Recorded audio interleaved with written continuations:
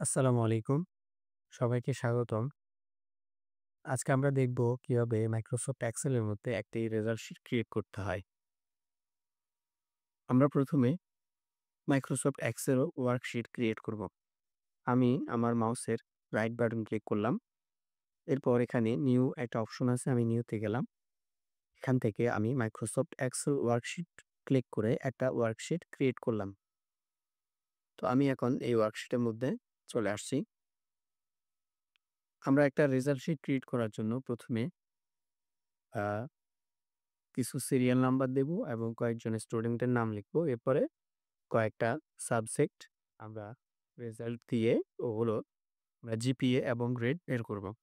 তো এজন্য শুরুতে আমরা প্রথমে সিরিয়াল নাম্বার লিখি। সিরিয়াল নাম্বার লেখার জন্য আমরা এখানে ২ টা ঘর সিলেক্ট করে মার্জ এন্ড সেন্টার করব। তাহলে এটা একটা ঘর হয়ে গেছে। এখন আমি এখানে সিরিয়াল লিখলাম। এসএল লিখে ১, ২, ৩ লিখলাম। ৩ টা সিরিয়াল আমি দিলাম। এর পরের ঘরে আমি নাম লিখব। হ্যাঁ, আমি ২ টা ঘর সিলেক্ট করলাম। এরপর এখানে মার্জ এন্ড সেন্টারে ক্লিক করলাম। তখন আমার এখানে ২ টা ঘর মিলে একটা ঘর হয়ে গেছে। এখন আমি এই ঘরে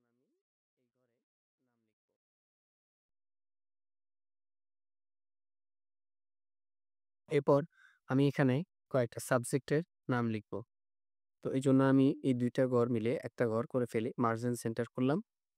তো এখানে আমি সাবজেক্ট বাংলা লিখে দিলাম। আর এই ঘরে লিখতেছি মার্ক, এই ঘরে পয়েন্ট। তো সেম একইভাবে আমরা আরো কয়েকটা সাবজেক্টের নাম লিখি। আমি ২ টা ঘর সিলেক্ট করলাম, মার্জ এন্ড সেন্টার করলাম।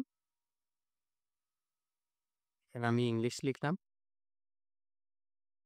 আমি এখানে এই ২ টা ঘর মার্জ এন্ড সেন্টার করলাম। এখানে আমি ম্যাথ সাবজেক্ট লিখলাম। এরপর আমি এই ২ টাকে কপি করে এখানে আমি পেস্ট করে দিলাম। আমি কপি পেস্ট করে দিলাম। তো দেখতে পাচ্ছেন আমার এখানে একটা মার্ক হয়ে আছে। তো আমরা জানি যে যদি আমরা কোথাও একসাথে ২ টা ক্লিক করি তাহলে এই মার্কটা চলে যায়। আমি একসাথে ২ টা ক্লিক করতেছি, তাহলে এই মার্কটা চলে গেছে। তো এখন আমরা এবার এখানে টোটাল মার্ক বের করার জন্য একটা ঘরে আমরা টোটাল মার্ক বের করব। এজন্য ২ টা ঘর সিলেক্ট করলাম, মার্জ এন্ড সেন্টার করলাম। এখানে টোটাল মার্ক লিখে দিলাম। তো আমাদের কোনো ঘরে যদি লিখা বক্সের বাইরে চলে যায়, সেক্ষেত্রে ঘরের সাইজ ২ ভাবে বড় ছোট করতে পারি। একটা হলো আমরা মাউসটাকে ক্লিক করে ধরে এখানে বড় করতে পারি অথবা ছোট করতে পারি। আরেকটা হলো আমরা এই অ্যারো চিহ্নের মধ্যে একসাথে ২ টা ক্লিক করতে পারি। তাহলে আমাদের লেখা যতটুকু ততটুকু পরিমাণ সাইজ এই ঘরটা নিয়ে নিবে। এর পরে আমরা জিপিএ বের করব। এইজন্য আমি ২ টা ঘর সিলেক্ট করলাম, মার্জ এন্ড সেন্টারে ক্লিক করলাম। এখানে ২ টা ঘর মিলে একটা ঘর হয়ে গেছে। এখন আমি এই ঘরে জিপিএ লিখে দিলাম। এই ঘরে আমি বের করব গ্রেড। আমি ২ টা ঘর সিলেক্ট করলাম, মার্জ এন্ড সেন্টার, গ্রেড লিখে দিলাম। তো আমার আ আমি ৩ টা সাবজেক্ট নিলাম এবং এগুলোকে গ্রেড বের করার জন্য একটা রেজাল্ট শিট তৈরি করার জন্য আমি একটা ছক তৈরি করে নিলাম। আমি এটাকে এখন একটু বর্ডার করে নেই। সিলেক্ট করলাম। এরপর এখানে বর্ডারে গেলাম। বর্ডার থেকে অল বর্ডার করে দিলাম। তখন এগুলা বর্ডার হয়ে গেল। তো এখন আমি এখানে ৩ টা সাবজেক্ট নিলাম। আপনাদের যদি আরো বেশি সাবজেক্ট থাকে সেক্ষেত্রে আপনারা বেশি সাবজেক্ট নিয়ে নিবেন। তো আমি আপাতত ৩ টা দিয়ে এই রেজাল্ট শিটটা তৈরি করে দেখাচ্ছি। তো প্রথমে আমরা মার্ক দিব। প্রত্যেকটা বিষয়ের আমরা মার্ক দিব এখানে।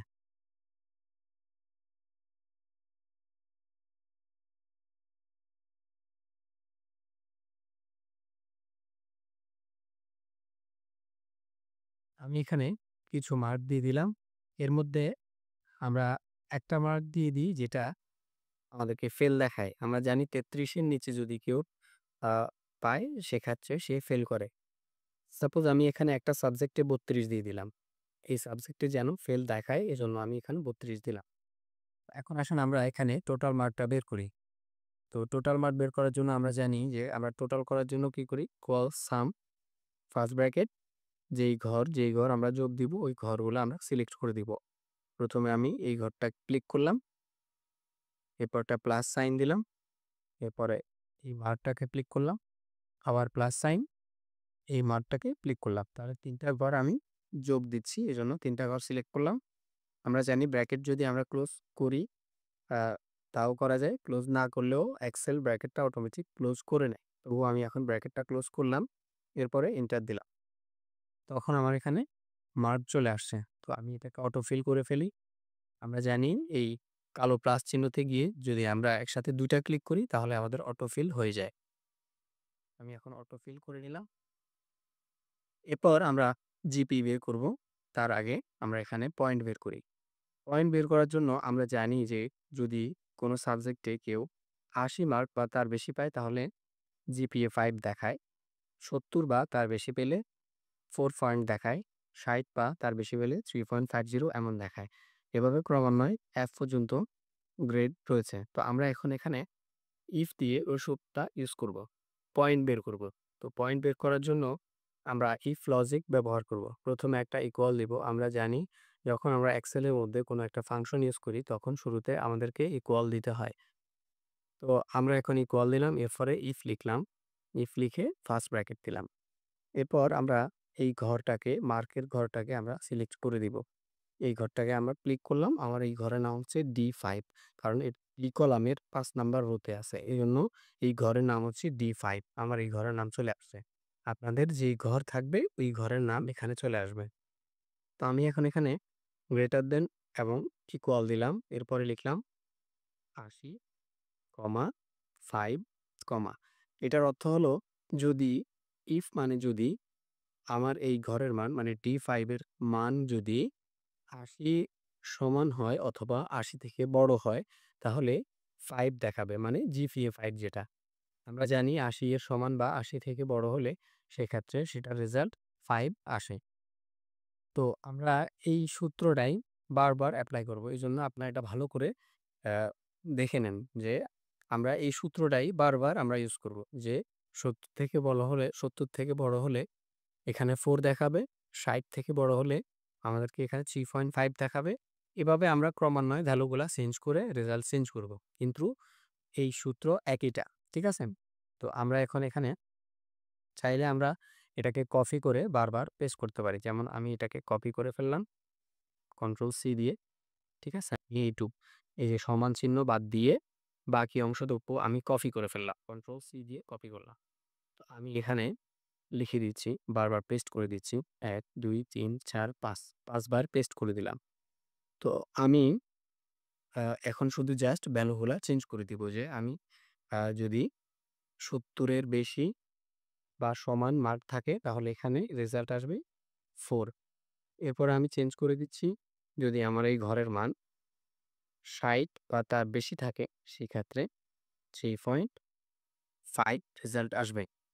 এরপর আমি দিচ্ছি যদি আমার D5 এই ঘরের মান ৫০ থেকে বেশি বা তার সমান হয় তাহলে রেজাল্ট দেখাবে 3 পয়েন্ট। এরপর আমি দিচ্ছি যদি আমার এই ঘরের মান ৪০ থেকে বেশি বা তার সমান হয় তাহলে রেজাল্ট আসবে 2। এরপর আমি দিচ্ছি যদি আমার এই ঘরের মান ৩৩ এর সমান কিংবা তার বড় হয় তাহলে রেজাল্ট আসবে 1 আদারওয়াইজ 0। মানে ফেল যখন করবে ৩২ এর নিচে ৩৩ এর নিচে যখন কোন রেজাল্ট থাকবে তখন 0 দেখাবে। তো আমি এখন আমার সূত্র লিখা শেষ।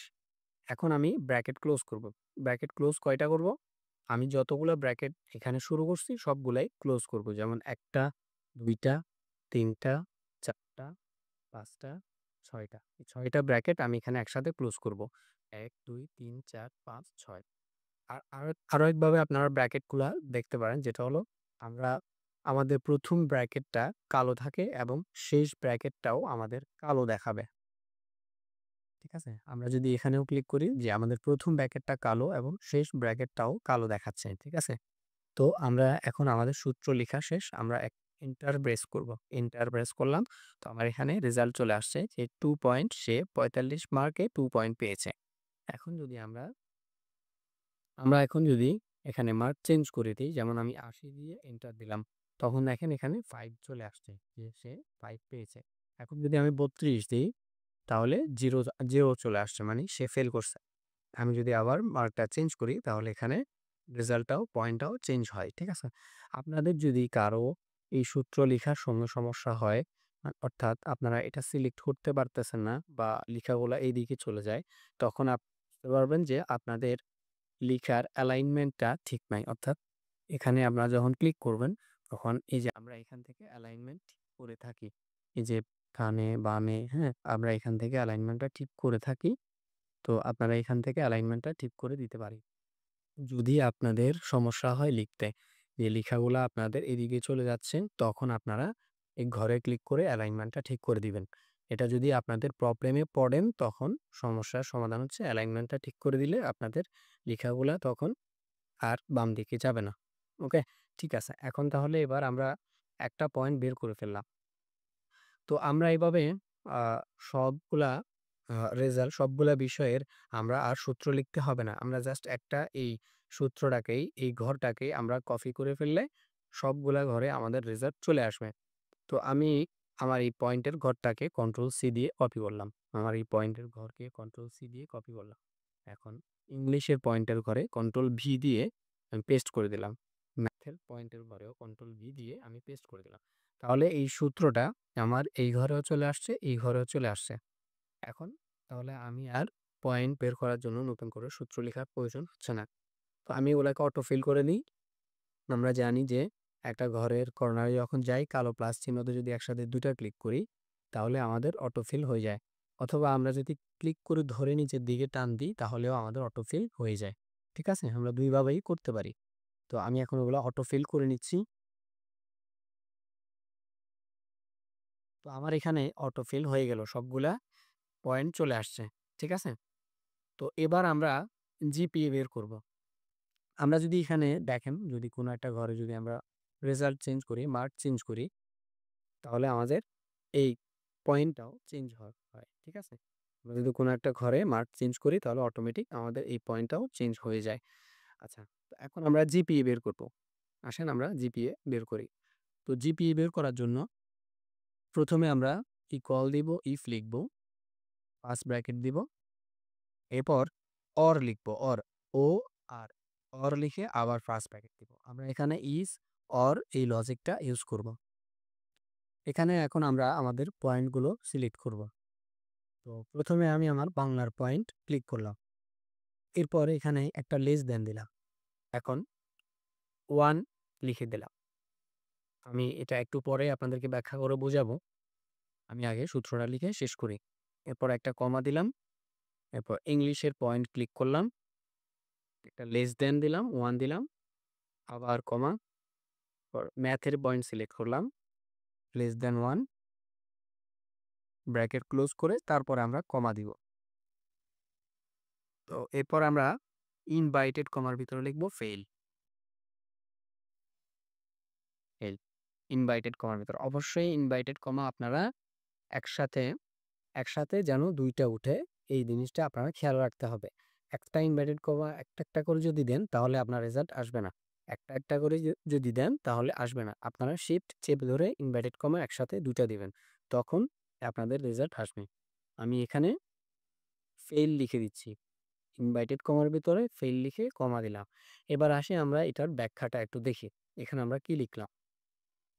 আমরা জানি যে কোনো একটা সাবজেক্টে যদি কেউ ফেল করে তার রেজাল্ট তখন ফেল দেখায়। যদি ৬ টা বিষয়ের মধ্যে একটা রেজাল্টেও যদি একটা বিষয়ে যদি সে ফেল করে তাহলে তার পুরো রেজাল্টটাই ফেল দেখায়।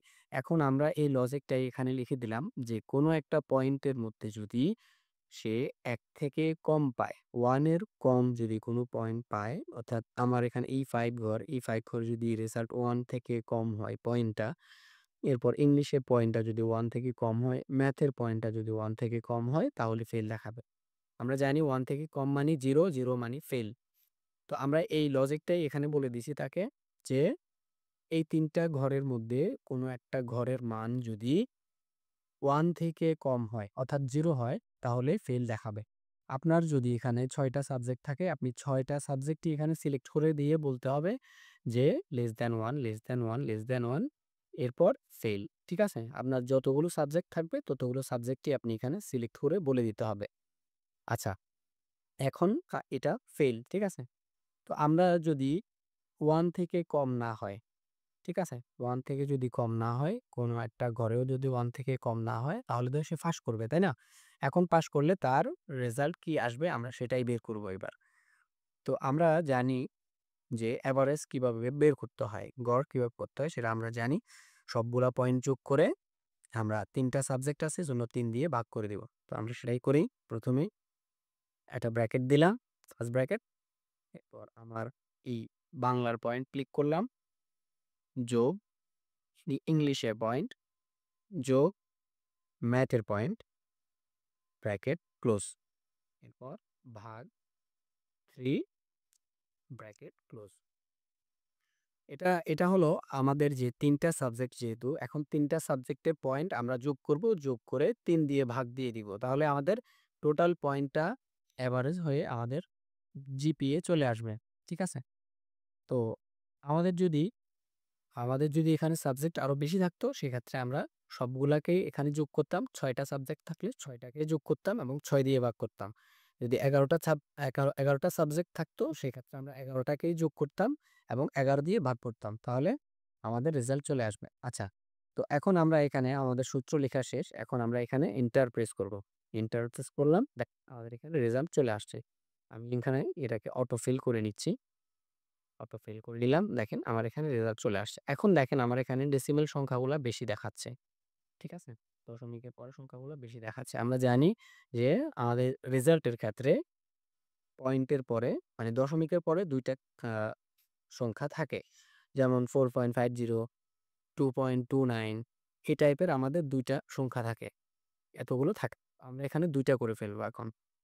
এই সংখ্যাগুলাকে ২ টা করে ফেলবো কিভাবে? আমরা সেই ঘরে ক্লিক করলাম। আপনার যদি সবগুলা ঘরে এমনই থাকে, আপনি সবগুলা ঘরে সিলেক্ট করবেন।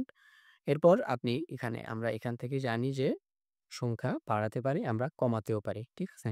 আমরা এখান থেকে সংখ্যাগুলা কমিয়ে দিলাম। 3.83, 4.00 তার রেজাল্ট চলে আসছে। ওকে? এখন আমরা এবার গ্রেড বের করব। যে A প্লাস, A মাইনাস আমরা এগুলা বের করব। আমরা জানি যে কেউ যদি 5 জিপিএ 5 যদি পায় তাহলে A প্লাস দেখায়। যদি 4 পয়েন্ট পায় তাহলে A দেখায়। 3.50 যদি পায় তাহলে A মাইনাস দেখায়। এভাবে ক্রমান্বয়ে F পর্যন্তও দেখায়। তো আমরা এখন এই লজিকটাই এখানে ইউজ করব। গ্রেড বের করব। তো এইজন্য আমরা এখানে ১ম এ ইকুয়াল দিলাম। এরপরে ইফ লিখলাম। ইকুয়াল ইফ ফার্স্ট ব্র্যাকেট দিলাম। এরপর আমরা এখানে এই ঘরটাকে সিলেক্ট করব। আমি এই ঘরটাতে ক্লিক করলাম। আমার এখানে K5 নাম চলে আসছে এই ঘরে। তো আমি এখন এখানে লিখে দিচ্ছি।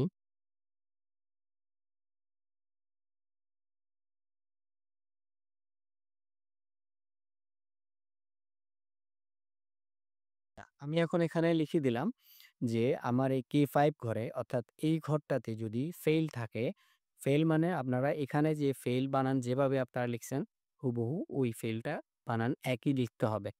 ঠিক আছে? এই ফেইলটা যেভাবে আপনারা বানান লিখছেন, এখানেও একই রকম ফেইল লিখতে হবে। তো আমি এখানে বলে দিচ্ছি যে যদি আমার এই ঘরে রেজাল্ট যদি ফেল থাকে, তাহলে আমার গ্রেডের ঘরেও এফ চলে আসবে। এফ গ্রেড চলে আসবে। অর্থাৎ এই ঘরে যেহেতু ফেল আছে, আমার এই গ্রেডের ঘরেও এফ চলে আসবে। ঠিক আছে? যদি কেউ ফেল করে তাহলে সে গ্রেডে এফ গ্রেড পাবে। আমি ১ম এই এই কথাটা বলে দিলাম। ঠিক আছে? এরপরে আমি আস্তে, আস্তে ক্রমান্বয়ে এবার আমার সূত্রটা লিখি যে কেউ যদি 5 পায় তাহলে সে A+ পাবে। কেউ যদি আ 4 পায় সে A পাবে। আমরা এভাবে এই লজিকটা এবার ইউজ করব। ইফ ফার্স্ট ব্র্যাকেট, এরপর এই ঘরটাকে সিলেক্ট করে দিলাম। তো এই ঘরটাকে সিলেক্ট করার পর আমি এখানে একটা গ্রেটার দ্যান ইকুয়াল দিলাম, 5 লিখলাম, কমা, ইনভাইটেড কমার ভিতরে A+ লিখে দিলাম। এরপর একটা কমা দিলাম। ভালো করেই বুঝে নেবেন এই সূত্রটা। এই একটা লজিকই আমরা বারবার ইউজ করব। এখানে আমরা লিখে দিলাম, যদি আমার K5 ঘরটাতে, অর্থাৎ এই ঘরের মান যদি 5 হয়, তাহলে আমার গ্রেডের ঘরে A+ দেখাবে। ঠিক আছে?